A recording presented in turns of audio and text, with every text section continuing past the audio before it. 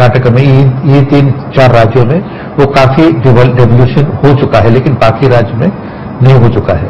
जैसा कि अभी झारखंड में 32 साल के बाद इलेक्शन हुआ, लेकिन अभी तक वहां कोई भी फंक्शंस या फंक्शनरीज या फंड्स डेवोल्यूशन नहीं किए गए। जम्मू एंड कश्मीर में 12 साल के बाद पंचायत इलेक्शन हुआ। हम उनको भी, ये दोनों सरकार को हम यहां से लिख चुके हैं और मुख्यमंत्रियों के साथ मेरा बात भी हो चुकी है, और हम यहां से जो कोशिश करना करते हैं, लेकिन हमारा जो लिमिटेशंस है, हम डायरेक्ट पंचायतों को भेजने का हमारा निषेध है, क्योंकि हमारा फेडरल स्ट्रक्चर के अनुसार हम स्टेट के जो कंसोलिडेटेड फंड से राज्य सरकारों को हम भेज सकते हैं, वहां से उनका रिस्पॉन्सिबिलिटी है इसको डिस्ट्रीब्यूट। निश्चित तौर पे देव साहब, राय साहब से पूछते हैं कि राय साहब, आपको क्या लगता है, जिस तरह से देव साहब बता रहे हैं कि एक कंसोलिडेटेड फंड भेज दिया जाता है, आप खुद एक आईएएस ऑफिसर रहे हैं, क्या आप मानते हैं कि स्टेट गवर्नमेंट जो है वो डेडिकेटेडली जो फंड दिए जाते हैं उनको अपने अनुसार अलग अलग मदों में खर्च कर देती है, और फिर जो बेनिफिशरीज है उसको केंद्र की मदद राज्य के उस गांव तक नहीं मिल पाती, जिस काम के लिए पैसा पहुंचता है उस काम के लिए पैसा खर्च नहीं किया जाता? कितनी सच्चाई है इसमें? मध्य प्रदेश में तो ऐसा प्रतीत होता नहीं है, अन्य राज्यों का मैं कह नहीं सकता। इसका प्रश्न यह होता है कि जब केंद्र सरकार से किस्तें मिलती हैं तो राज्य सरकारों को उसके पहले यूटिलाइजेशन सर्टिफिकेट भेजना पड़ता है। ये कलेक्ट होता है सभी जनपदों से, जिला पंचायतों से। इस काम में जरूर देर होती है और राज्य शासन समय पर पैसे की मांग नहीं कर पाती, परंतु राज्य शासन पंचायतों के पैसे को अन्य मद में खर्चा कर दे, मध्य प्रदेश में ऐसी स्थिति प्रतीत नहीं होती है।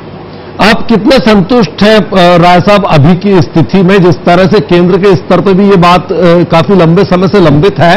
2009 में एक प्रपोजल आया था कि ई गवर्नेंस के साथ में इसको पूरी मजबूती से अंतिम छोर तक पहुंचाया जाएगा, लेकिन अभी वो दिखता नहीं है। और एक साक्षरता की बात आपने बहुत अच्छी करी। आपको लगता है कि पंचायत राज अधिनियम लागू कर देना या पंचायती राज की व्यवस्था लागू कर देना, उसके पहले गांव तक क्या वो बात पहुंची है जो बात पहुंचनी चाहिए थी उन प्रतिनिधियों को लेकर? जी नहीं, आप बिल्कुल ठीक कह रहे हैं।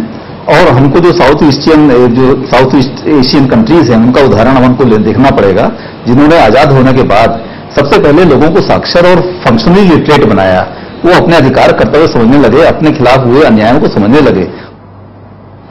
जो पैसा है, पैसा तो आ जाएगा, परंतु केवल पैसा आना काफी नहीं है। गांव में नाली बनना, सड़क बनना, तो केवल ये काफी नहीं है। जो गांव का समग्र विकास है उसके लिए जब तक गांव वाले जुड़ेंगे नहीं, जो आपने सोशल ऑडिट की बात कही, आज ग्राम सभा को इकट्ठा करने के लिए सरकार को कितना मेहनत करना पड़ता है, इसका अंदाज हम मध्य प्रदेश में देख सकते हैं। 100 लोग भी नहीं आते, 50 लोग भी नहीं आते, तो कैसे सोशल ऑडिट होगी?